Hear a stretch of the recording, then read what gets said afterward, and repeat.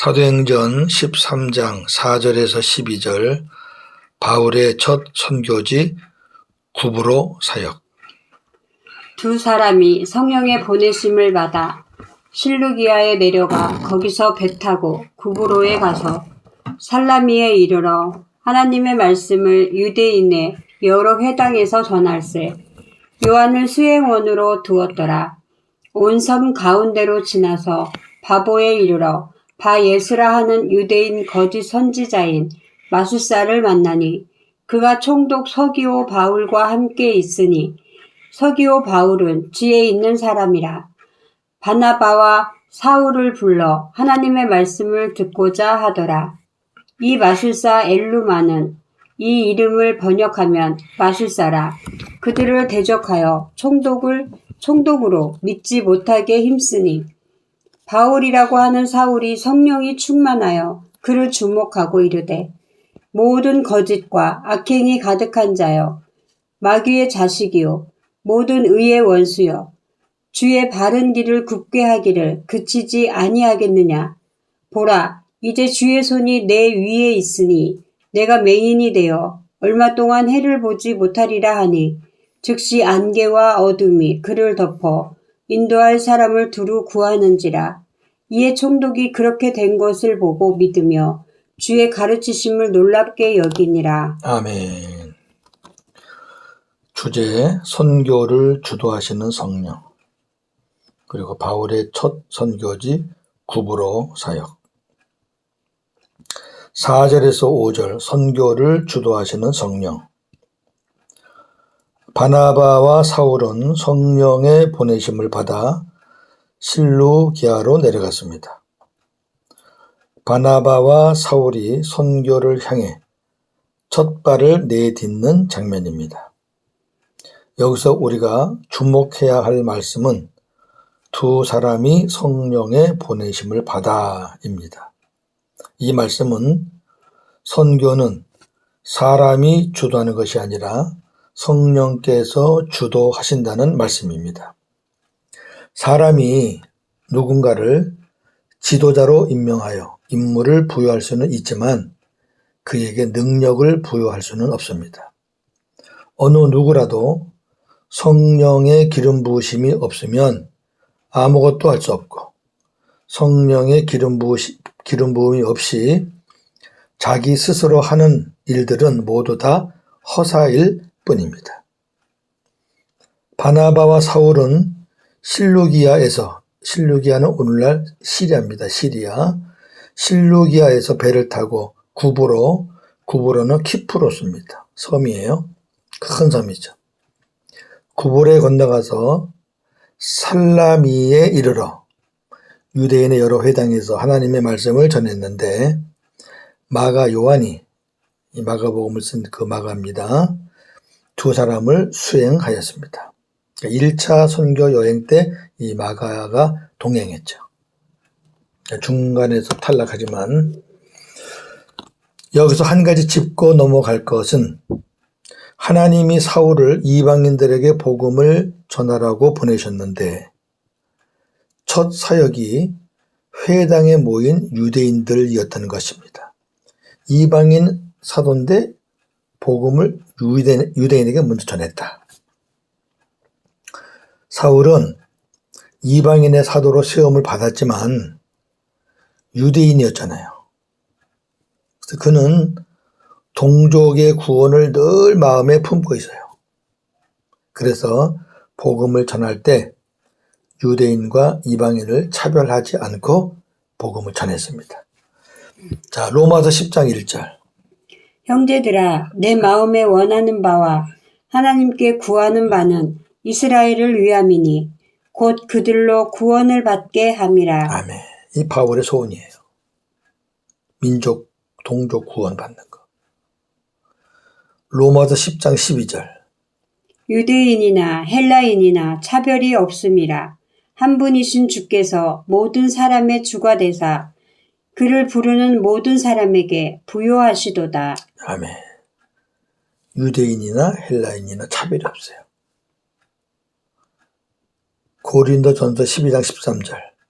우리가 유대인이나 헬라인이나 종이나 자유인이나 다 한 성령으로 세례를 받아 한 몸이 되었고 또 다 한 성령을 마시게 하셨느니라. 아멘.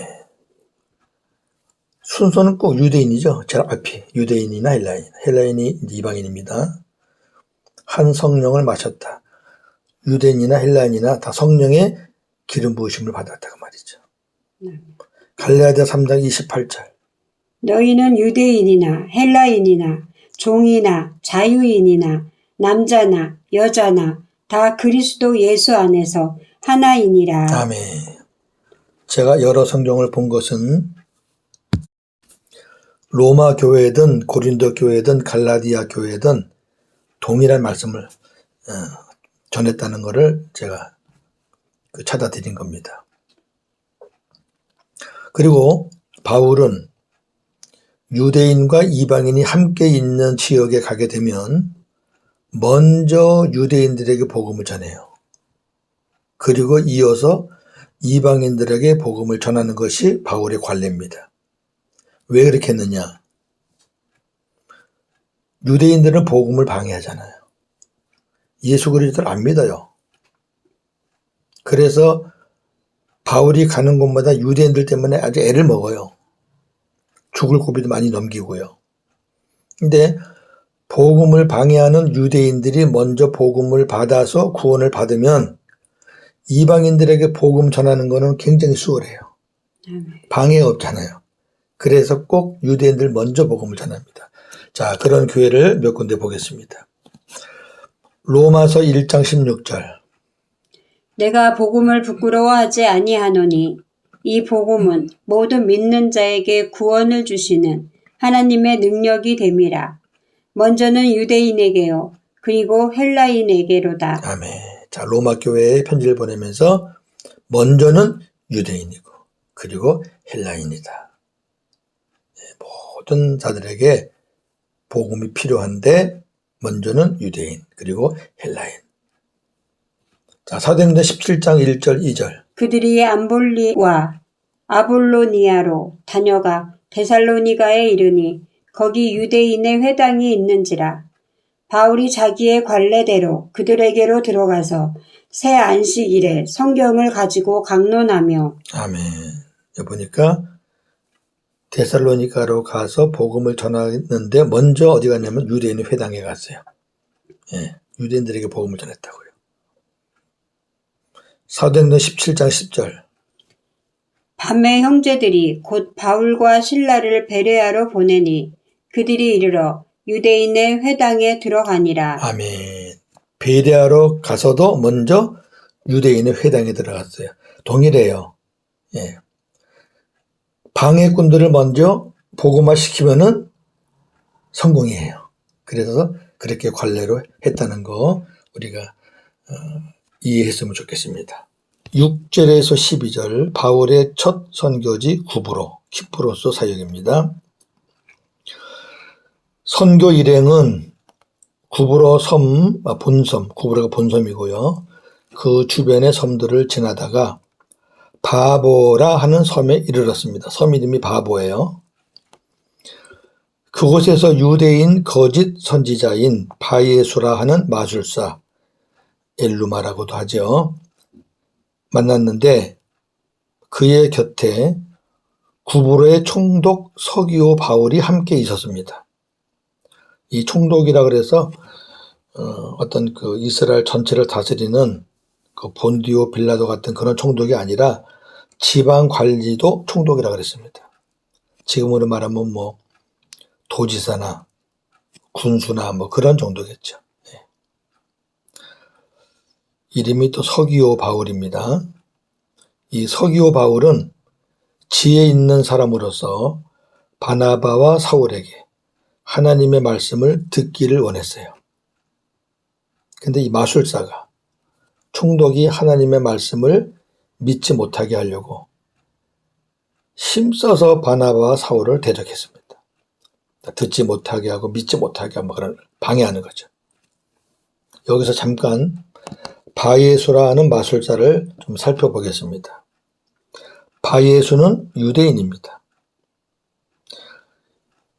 유대인들은 점을 치는 박수나 무당들을 하나님의 진노 아래에 있는 경멸의 대상으로 여겼고 율법에서는 이들을 사형에 처하라고 기록되어 있습니다.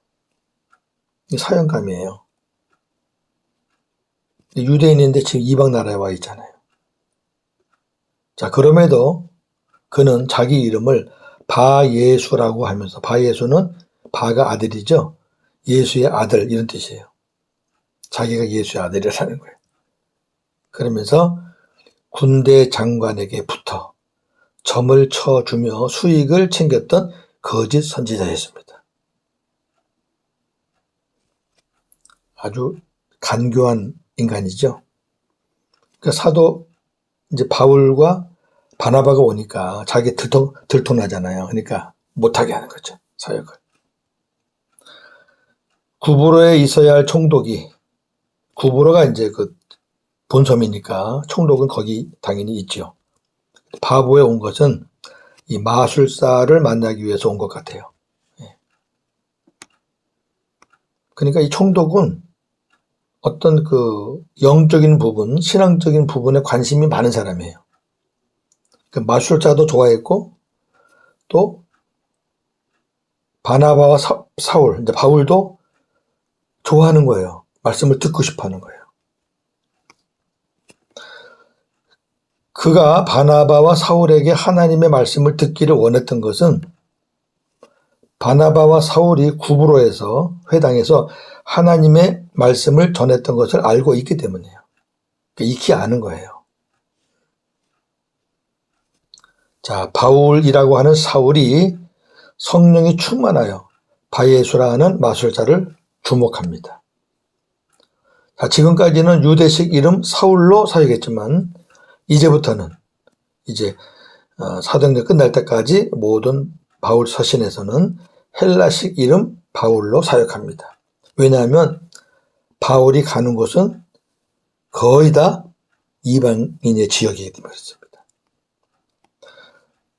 이방인의 지역은 헬라어가 다 공용어로 쓰고 있었어요. 그러니까 복음 전도가 쉬웠겠죠. 그 당시 성경도 헬라어로 쓰여 있었고요. 바울이 그에게 이르기를 그 바예수에게 말하는 겁니다. 모든 거짓과 악행이 가득 찬 마귀의 자식, 모든 정의의 원수야. 주님의 바른 길을 굽게 하는 일을 그치지 못하겠느냐? 보라, 이제 주님의 손이 네 위에서 너를 칠 것이니 네가 눈이 멀어 얼마 동안 햇빛을 보지 못할 것이다. 고 하니 즉시 안개와 어둠이 그를 덮었고 그는 손을 잡고 자기를 인도할 사람을 찾았습니다.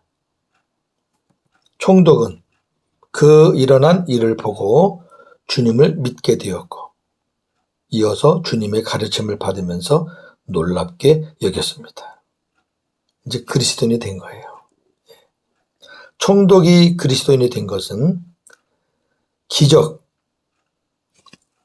바예수가 눈이 먼 것, 그것뿐만 아니라 물론 그것도 영향이 있죠. 그러나 하나님의 말씀을 가르치는 그 가르침을 받고 그렇게 된 것입니다.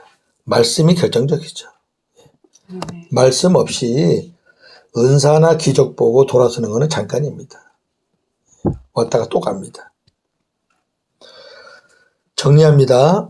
바나바와 사울이 구브로 총독에게 복음을 전하려고 하자 바예수라 하는 마술사가 방해하였습니다.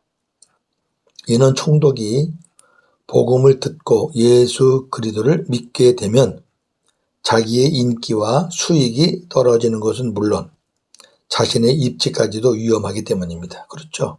이제 밥벌이가 안 되는 거예요. 오늘날도 우리가 복음을 전할 때 방해되는 자들이 많이 있습니다. 복음을 대적해서 방해하거나 자기가 알고 있는 내용과 달라서 방해하거나 자기의 명예와 인기와 수익에 차질이 생길 것 같아서 시기와 질투심으로 방해하기도 합니다. 우리가 복음을 전할 때 인간적인 마음과 생각으로는 정말 힘든 상황이 많아요. 이런 일 생기면은 하기 싫지요. 복음 전하기 싫지요. 그런데 성령의 강권하심으로 우리가 복음을 전하게 되는 것입니다. 내가 전하고 싶다고 하는 건 아니고 내가 싫다고 안 하는 거 아니에요. 하기는 싫어도 성령의 강권적인 은혜와 역사로 복음을 전하게 되는 거죠. 그렇게 해서 열매를 또 얻으면 그 기쁨은 말할 것도 없고요. 바울은 마술사를 향해 마귀의 자식이요 정의의 원수라고 했습니다. 그는 예수의 아들이라는 이름을 갖고 거짓 선지자 노릇을 했지만 실제적으로는 예수님을 대적하는 인간이었어요. 그렇죠? 이름은 예수의 아들인데 하는 짓은 예수님을 대적하는 것을 했단 말입니다. 바울의 책망과 선포는 마술사 개인을 저주한 것이 아니라 마술사를 붙잡고 있는 마귀의 정체를 드러내기 위함입니다. 마귀의 자식이요 하는 것은 마귀를 지금 정죄하는 거죠. 마귀는 예수 그리스도의 이름으로 복음이 선포될 때 물러갑니다. 우리가 복음을 전하면 전혀 알아듣지 못하기도 하고 이해가 안 되어서 이것저것 묻는 자들을 만나기도 합니다. 그러한 자들은 기도하면서 전하고 인내를 가지고 기다려야 합니다. 그런 사람들은.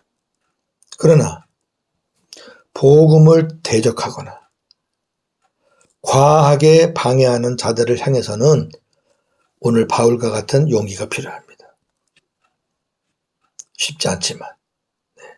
또한 구원의 확신도 없으면서 구원받았다고 착각하는 자들, 은사를 자랑하며 구원받았다는 자들, 그런 사람들을 향해서는 하나님이 맹세로 약속한 새 언약의 복음을 믿지 않으면 구원을 받지 못한다는 것을 담대히 증언할 수 있어야 합니다. 구원은 율법이나 은사로 받을 수 있는 것이 아니라 오직 새 언약의 복음을 성취하시기 위해 내 안에 오신 예수 그리스도를 믿음으로 받는 것입니다. 할렐루야. 이거는 전해야죠. 오늘도 복음으로 승리하는 하루가 되기를 주님의 이름으로 축원합니다. 아멘. 하나님 아버지 감사합니다. 오늘 사도 바울과 바나바가 첫 선교지로 떠났습니다. 바로 구브로 섬입니다. 복음도 전했고 마술사와 서기오 바울 총독도 만났습니다. 총독은 또 복음으로 구원함이 됐고 마술사를 향해서는 마귀의 자식과 정의의 원수라고 선포했습니다. 하나님, 많은 사람들이 복음을 전할 때 그렇게 쉽게 되지는 않는 것 우리가 잘 압니다. 어떤 사람들은 기쁨으로 잘 받는 사람도 있지만 어떤 사람들은 꼬투리 잡고 방해하고 참 핍박하고 여러 가지 일들이 일어납니다. 우리는 그럴 때 인간적으로는 참 하기 싫습니다. 그러나 우리가 살아야 될 이유가 바로 그 예수를 전하는 것인데 또 성령께서 강권하시고 은혜 주셔서 또 하게 되고 그런 가운데 생명을 얻게 됩니다. 감사합니다. 은사주의자들은 자기들이 구원받지 못할 거라는 것을 전혀 생각하지 않습니다. 율법주의자들도 물론 자기들이 구원받았다고 믿고 있습니다. 하나님. 그러면서 자기 안에 예수님이 계시다는 것은 모르거나 부정하고 삽니다. 하나님 아버지, 새 언약의 그 약속을 이루시기 위하여 우리 안에 오신 예수님, 그 예수님이 우리 안에 안 계시면 우리가 어떻게 구원을 받겠습니까? 구원자가 내 안에 안 계신데 우리가 어떻게 구원을 받겠습니까? 그 어떤 방법으로도 그 어떤 일로도 구원받을 수 있는 방법은 길은 없습니다. 오직 그 예수 그리스도를 우리가 믿음으로 영접해서 주님을 머리로 하고 그분의 마음과 생각으로 그분의 말씀을 들으며 사는 것이 복음으로 사는 것인 줄로 믿습니다. 오늘도 복음으로 승리하게 하옵소서. 예수님의 이름으로 기도하옵나이다. 아멘.